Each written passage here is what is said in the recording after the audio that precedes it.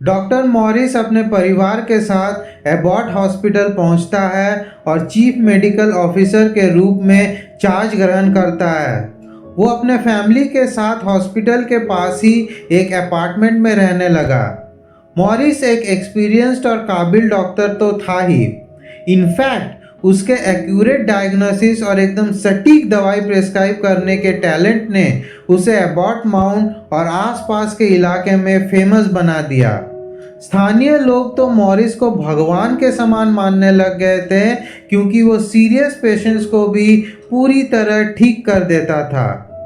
सब सही चल रहा था, मगर कुछ सालों बाद अचानक डॉक्टर मॉरिस पेशेंट्स के मौत का एग्जैक्ट टाइम और डेट का भविष्यवाणी करने लग गया।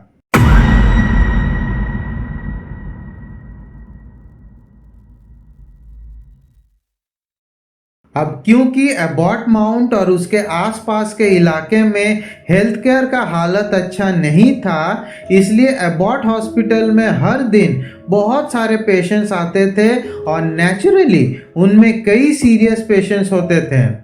मॉरिस हर दिन उन सीरियस पेशेंट्स की मौत का डेट और टाइम प्रेडिक्ट करने लग गया। हैरत की बात यह थी कि वो पेशेंट्स ठीक उसी दिन और उसी टाइम में मर जाते थे।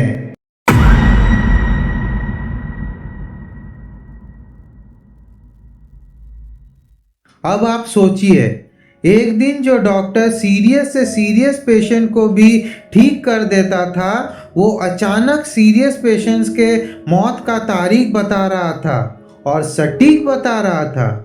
यहाँ ये भी बताना जरूरी है कि आज के टेक्नोलॉजिकली एडवांस्ड युग में ये हो सकता है कि डॉक्टर्स पेशेंट्स के मृत्यु का एक टाइम फ्रेम बता दे। जैसे कि मान लीजिए एक कैंसर पेशेंट लास्ट स्टेज में है, तो डॉक्टर शायद ये बता दे कि पेशेंट 6 महीने से 1 साल और जिएगा, मगर एग्जैक्ट समय और दिन प्रेडिक्ट करना तो आज भी मुमकिन नहीं है।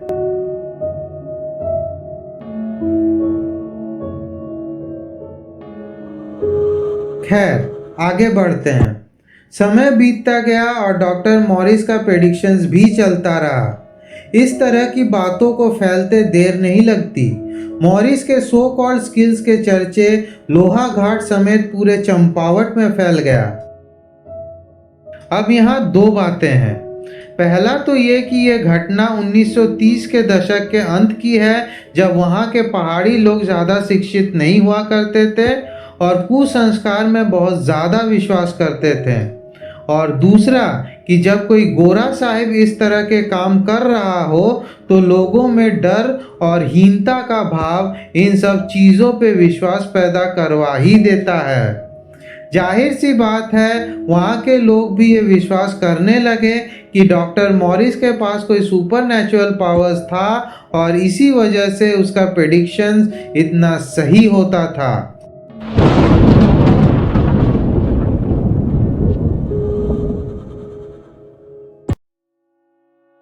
हालांकि मीडिया का प्रभाव उस समय आज की तरह नहीं था। पहाड़ी इलाके में तो और भी कम था। शायद यही वजह है कि इस घटना को उस तरह से मीडिया कवरेज नहीं मिल पाया और इसका फैलाव उत्तराखंड के कुछ इलाकों तक ही सीमित रहा। मगर इस समय तक डॉक्टर मॉरिस 100 से भी ज़्यादा लोगों के मौत का प्रेडिक्शन कर चुका था और फिर वो समय आया जब मौत ने उसके ही घर में दस्तक दिया।